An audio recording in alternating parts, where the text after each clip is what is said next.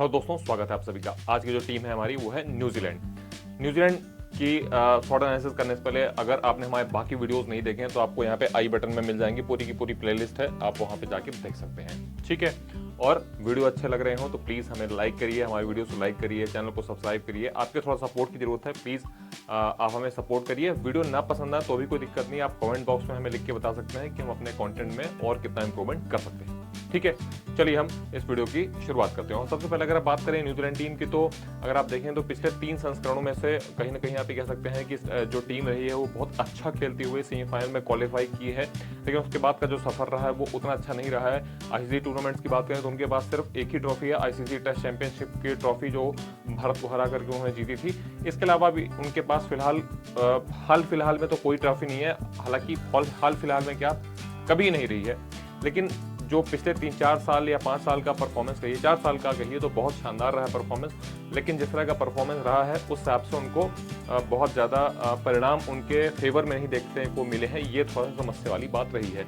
इस बार न्यूजीलैंड की जो टीम है वो केन विलियमसन की कप्तानी में आई है, और देखते हैं किस तरह अब इसका ये परफॉर्मेंस करती है और क्या ये वर्ल्ड कप जीत करके ये जो सूखा चला रहा है इतने सालों से, ये क्या खत्म करेगी या नहीं, देखने वाली बात है। चलिए अब इस शॉर्ट एनालिसिस की हम शुरुआत करते हैं।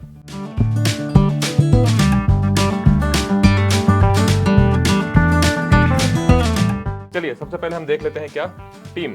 ठीक है, टीम अगर देखें तो केन विलियमसन कप्तान है, Finn Allen, Trent Boult, Michael Bracewell, Mark Chapman, Devon Conway, Lockie Ferguson, Matt Henry, Daryl Mitchell, Jimmy Neesham, Glenn Phillip, Sachin Ravindra, Mitchell Santner, Ish Sodhi और टिम साउदी। तो ये है आपकी न्यूजीलैंड की टीम T20 वर्ल्ड कप 2024 के लिए। ठीक है, इसके बाद आप क्या देखते हैं, स्ट्रेंथ देख लेते हैं। चलिए न्यूजीलैंड की मजबूत शीर्ष क्रम, जो उनका टॉप ऑर्डर है वो काफी मजबूत है, और चलिए बाकी चीजें पढ़ के भी बताएंगे क्यों मजबूत है। न्यूजीलैंड की जो शीर्ष 4 टीमें हालांकि यहाँ पे लिखा है जो 4 खिलाड़ी आप कह लीजिए इसको। चलिए यहाँ पे मैं लिख देता हूँ थोड़ा आपके लिए, क्या हो सकता है कि हमारे प्रिंटिंग में मिस्टेक हो गई होगी। 4 जो खिलाड़ी हैं जिसमें Devon Conway, Finn Allen, Kane Williamson और डैरल मिचेल शामिल है, उनके पास सबसे मजबूत टीमों में से एक है। जो उनका टॉप ऑर्डर है बहुत अच्छा है, और आप देखते हैं किस तरह के डिस्ट्रक्टिव प्लेयर है। डेवॉन कॉनवे हो गए, फिन एलन हो गए, केन विलियमसन हो गए, डैरल मिचेल हो गए। डैरल मिचेल तो शानदार बल्लेबाज है, कहने क्या उनका। जहां एलन पावर प्ले में क्षेत्ररक्षण प्रतिबंधों का लाभ उठाते हैं, मतलब जो फील्ड रेस्ट्रिक्शंस होती है उनका फायदा उठाते हैं, वहीं केन कॉनवे और विलियमसन पारी को पूर्णता के साथ आगे बढ़ाते हैं। जो बीच के जो मिडिल ओवर्स रहते हैं वहां पे किस तरह से टीम को मतलब इनिंग को लेकर के चलना है, वो चीज़ आप डेवॉन कॉनवे और केन विलियमसन की पारी में देख सकते हैं। ठीक है, इस बीच डैरल मिचेल का गियर बदलने की क्षमता उन्हें नंबर 4 बल्लेबाज के रूप में एक बेहतरीन बल्लेबाज बनाती है। उनके हालिया फॉर्म को देखते हुए उम्मीद है कि यह बल्लेबाज न्यूजीलैंड के बल्ले से न्यूजीलैंड के लिए बल्ले से शक्तिशाली हथियार के रूप में उभरेगा। जैसा कि हमने बताया कि जो डैरल मिचेल हैं उनका मतलब क्या कहा जाए, बहुत शानदार प्लेयर हैं। वो किसी भी टाइम गियर बदल करके और किसी भी बॉलिंग ओपिनियन को तोड़फोड़ मचा सकते हैं। तो ये अगर आप देखेंगे तो उनके पास जो टॉप ऑर्डर है, टॉप के 4 बल्लेबाज हैं, बहुत शानदार बल्लेबाज हैं। ठीक है, चलिए घातक नई गेंदों का इस्तेमाल। न्यूजीलैंड के पास नई गेंदों से गेंदबाजी करने के लिए एक मजबूत तिकड़ी है, जिसमें ट्रेंट बोल्ट का आपने अभी देखा ही है कि जिस तरह से आईपीएल रहा है, किसके लिए खेले हैं, राजस्थान रॉयल्स के लिए, और टॉप ऑर्डर में हमेशा ही विकेट वो पावर प्ले में दिला करके जाते हैं अपनी टीम के लिए, तो ये बहुत अच्छी चीज़ है। इसके अलावा टिम साउदी उनके पास पुराना चावल है, और इसके अलावा मैट हेनरी हैं, तो ये 3 गेंदबाज काफ़ी अच्छा है। लॉकी फर्गसन भी एक बहुत अच्छे गेंदबाज हैं, हालांकि थोड़ा सा जो अभी उनकी लय है वो उतनी अच्छी नहीं चल रही है, लेकिन फिर भी अच्छे गेंदबाज है, तेज गेंदबाज है वो। साउदी और बोल्ट जहां नई गेंद को आगे की ओर स्विंग करा सकते हैं, वहीं हेनरी गेंद को दोनों तरफ सीम कराने की क्षमता उन्हें मूल्यवान बनाती है, मतलब उनको वैल्यूएबल प्लेयर बनाती है। तो ये एक काफ़ी अच्छी चीज़ है, हमने देखा ही है, पूरे आईपीएल में देखा है, और इसके अलावा भी हम देखते हैं कि साउदी और बोल्ट किस तरह से स्विंग कराते हैं और वहां से विकेट निकालते हैं। बहुत अच्छी टीम है, मतलब गेंदबाजी के हिसाब से देखा जाए तो शानदार है। चलिए चौतरफा स्पिन आक्रमण। ब्लैक कैप्स जानते ही हैं न्यूजीलैंड को कहा जाता है। ब्लैक कैप्स के पास कम आंकी गई लेकिन प्रभावी स्पिन गेंदबाजी इकाई है, जिसमें मिचेल सैंटनर है, काफी एक्सपीरियंस है, इश सोडी और माइकल ब्रेसवेल है। इन सभी में जो सबसे अच्छा गेंदबाज है वो आपको मिचेल सैंटनर मिलेगा। ऑलराउंड खिलाड़ी है, काफ़ी एक्सपीरियंस है। विकेट की कंडीशन के अनुसार वो अपनी बॉलिंग की लाइन लेंथ और स्पीड में बहुत अच्छा वेरिएशन करते हैं, ये हमने कई बार देखा है, और अच्छे गेंदबाज हैं। इस सोडी बहुत अच्छे गेंदबाज है, माइकल ब्रेसवेल भी। इन दोनों के पास थोड़ा सा एक्सपीरियंस कम कह सकते हैं आप आईसीसी टूर्नामेंट का, जिस तरह जितना जल्दी ज़्यादा वो खेलेंगे तो उनको और एक्सपीरियंस आएगा, और जितना जल्दी सीखेंगे तो मुझे लगता है कि और अच्छा होगा इनके लिए। सेटनर अपनी बाएं हाथ की ऑफ स्पिन से मैच विजेता साबित हुए हैं, जबकि इसोडी अपनी लेग ब्रेक और गुगली से काफी उपयोगी साबित हुए हैं। इस बीच ब्रेसवेल अविश्वसनीय ऑलराउंडर प्रदर्शन कर रहे हैं, क्योंकि वह अपनी ऑफ ब्रेक गेंदबाजी से प्रभावी होने के साथ महत्वपूर्ण रन भी बना करके देख सकते हैं। तो ये जो ब्रेसवेल रहे हैं इनका आप यहाँ पे देखें तो ये रन भी बनाते हैं और ऑफ ब्रेक गेंदबाजी जो है वो तो है ही उनकी। तो एक अच्छा ऑलराउंड आप इनको कह सकते हैं कि परफॉर्मेंस दे सकते हैं। चलिए अब देख लेते हैं कि effectiveness of Santner and Sodhi in middle over. Middle overs में किस तरह का प्रभाव डालते हैं ये देख लेते हैं। 7 से 15 ओवर के बीच में जनवरी 2022 से 78 विकेट अभी तक इन दोनों ने लिए हैं, और अगर एवरेज देखा जाए तो 23.8 और स्ट्राइक रेट 19.2 का है। वहीं इकॉनमी देखिए कितनी शानदार है, करीब करीब 7.5 की है, और डॉट परसेंटेज अगर आप देखें तो 37.5, लगभग आप कह सकते हैं कि 40%। मतलब अगर 100 गेंद फेंकते हैं तो 100 गेंद में 37 बॉलें जो है वो डॉट रहती हैं। तो आप समझ सकते हैं कितने इफेक्टिव साबित हुए हैं दोनों। इनका जो कॉम्बिनेशन है वो मुझे लगता है कि बहुत अच्छा रहेगा न्यूजीलैंड टीम के लिए। ठीक है, चलिए आगे बात करते हैं। बहुआयामी खिलाड़ियों की भरमार, Glenn Phillip, Daryl Mitchell, Jimmy Neesham, Rachin Ravindra, Mark Chapman जैसे खिलाड़ी। मतलब इनके पास एक हाथ, मतलब 2 हाथ तो हैं ही, 2 हाथ के अलावा 4 हाथ भी आप कह लीजिए, इतने सारे इनके, मतलब ये कह लीजिए कि इनका जो टैलेंट है। मार्क चैपमैन जैसे खिलाड़ी न्यूजीलैंड के लिए मूल्यवान संपत्ति है, क्योंकि वह बल्ले और गेंद से महत्वपूर्ण योगदान दे सकते हैं। ऐसे बहुआयामी खिलाड़ियों की मौजूदगी न्यूजीलैंड को कागज पर एक मजबूत T20 टीम बनाती है। जिस तरह के खिलाड़ी है, मैच विनिंग प्लेयर है, सबसे बड़ी बात यह है कि मैच विनिंग प्लेयर है, और ये अगर चल गए तो फिर भैया कहने ही क्या है। ठीक है, चलिए अब देख लेते हैं वीकनेस क्या है इनकी। निचले मध्यक्रम की कमजोरी, जो इनका लोअर मिडिल ऑर्डर है, मिडिल ऑर्डर की बात नहीं करेंगे, लोअर मिडिल ऑर्डर, निचले मध्यक्रम। ठीक है, न्यूजीलैंड के निचले मध्यक्रम में संभावित ग्लेन फिलिप, मार्क चैपमैन और जिमी नीशम के साथ साथ सैंडर भी शामिल होंगे।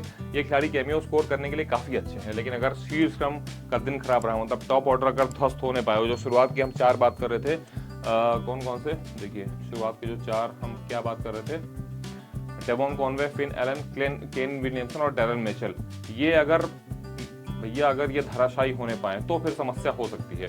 खराब रहा तो इनमें से कोई भी खिलाड़ी टीम को मुश्किल से उबारने के लिए पर्याप्त विश्वसनीय नहीं है। मतलब इतना उनके ऊपर ट्रस्ट नहीं किया सकता कि अगर टॉप ऑर्डर इनका मतलब डगमगाएगा या ध्वस्त होगा तो फिर ये नीचे के जो बल्लेबाज हैं ये एक अच्छा स्कोर खड़ा कर सकते हो, या कोई भी रन हो, मतलब टारगेट हो, उसको चेस कर सकते हो, इतना उनसे उम्मीद नहीं की जा सकती है। इसलिए बल्ले से उनकी कमजोरी विश्व कप में कीवी टीम के लिए चिंता का विषय बन सकती है। तो उनकी तरफ से जो परफॉर्मेंस है वो मुश्किल सिचुएशंस में निकल करके आ जाए, ये थोड़ा सा चिंता का विषय जरूर है। ठीक है, अब बात कर लेते हैं अपॉर्चुनिटी की। अपॉर्चुनिटी क्या है? अंतिम बाधा को पार करने और जिंक्स को तोड़ने के लिए। जिंक्स मतलब जो इतने साल से चला आ रहा है कि अच्छा प्रदर्शन करने के बावजूद भी टीम नहीं जीत रही है, वो चीज है।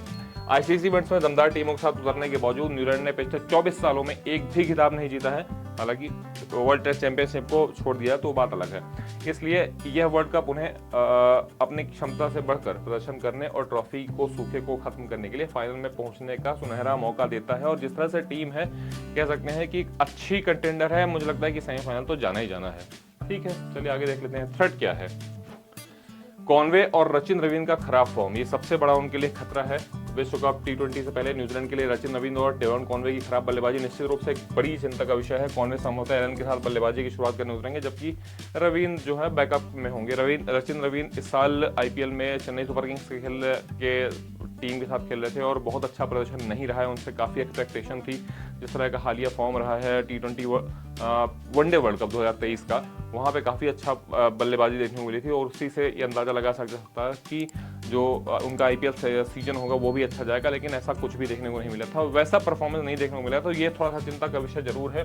हालांकि दोनों खिलाड़ियों ने हाल ही में खराब फॉर्म का सामना किया है, जिससे केन विलियमसन की अगुवाई वाली टीम के लिए मुश्किलें हो सकती है। इसलिए उनका खराब फॉर्म न्यूजीलैंड के लिए सबसे बड़ा खतरा हो सकता है, क्योंकि वो मेगा इवेंट के लिए तैयार हैं। अब ये मेगा इवेंट, वही मैं कह रहा हूँ कि आईसीसी का जो टूर्नामेंट है वो बहुत बड़ा टूर्नामेंट होता है। 20 टीमें इस बार हिस्सा ले रही हैं, तो इतना आसान नहीं है। इनके साथ कौन है? मुझे लगता है कि वेस्ट इंडीज़ है। इनके ग्रुप में वेस्ट इंडीज़ दूसरी बड़ी टीम है, इसके अलावा बाकी कोई बहुत बड़ी टीमें नहीं है, छोटी टीमें हैं। अभी डेवॉन कॉनवे और रचिन रवीन का आप देखिए जनवरी 2023 के बाद क्या परफॉर्मेंस रहा है। डेवॉन कॉनवे 168 रन बनाए उन्होंने, 18.7 की एवरेज और मात्र 119 का स्ट्राइक रेट। देख सकते हैं आप यहाँ पे। रचिन नवीन 446 रन, 21 का स्ट्राइक रेट, 21 का एवरेज और 142.94 का स्ट्राइक रेट। तो जैसा एक्सपेक्टेशन हम कर रहे थे वैसा नहीं है, और जिस काबिलियत के लिए प्लेयर है, जिस क्वालिटी के लिए जाने जाते हैं, वैसा कुछ परफॉर्मेंस अभी उनकी तरफ से देखने को नहीं मिला है T20 में। ठीक है, अब देख लेते हैं लास्ट में टीम रेटिंग क्या है बैलेंस और रीसेंट फॉर्म के हिसाब से। टॉप ऑर्डर का अगर आप देखें तो 10 में से 8 अंक मिलते हैं उनको, मिडिल ऑर्डर में 7, ठीक है, और स्पिन बॉलिंग अच्छी है, 8 अंक है उनको मिल रहे हैं 10 में से। पेस बॉलिंग काफ़ी अच्छी है, 8.5 अंक मिल रहे हैं, और अगर ओवरऑल देखा जाए तो इनके पास 7.87 10 में से। तो ओवरऑल देखा जाए तो एक अच्छा स्कोर कह सकते हैं आप इसको, ठीक है।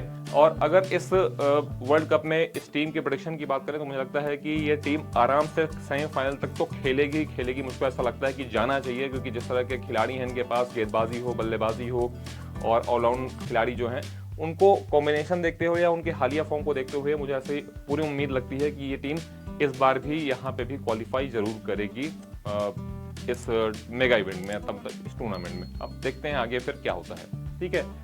तो बस यही था हमारा एनालिसिस। अच्छा लगा हो तो लाइक कीजिए, सब्सक्राइब कीजिए, बेल आइकन को प्रेस कीजिए, ताकि कोई भी नई वीडियो की नोटिफिकेशन सबसे पहले आपको मिले। पसंद आया हो तो प्लीज़ ज़रूर लाइक कीजिएगा, और हम फिर मिलेंगे किसी नई वीडियो में। तब तक के लिए थैंक यू।